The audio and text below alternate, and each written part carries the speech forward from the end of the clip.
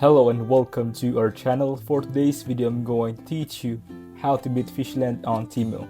Before we get started, please don't forget to like and subscribe and click the notification bell for you to be updated to our latest tutorial videos. Without further ado, let's now begin.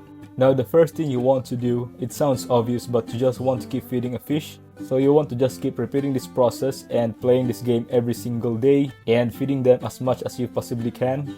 So when you keep feeding them, eventually that money will keep going down. As you can see, I've got 17 left, but if I just keep doing this every single day, as you can see, I just took $1 off right then. What you have to do is keep repeating this process until we get down to about 5 cents.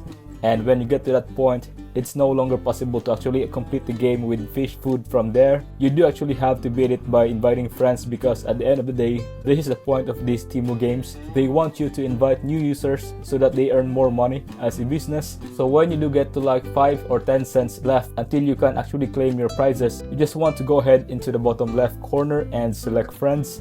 And then from here, we can invite new friends and we can share this link to whatever social media we like, or we can even just copy our link or copy our code.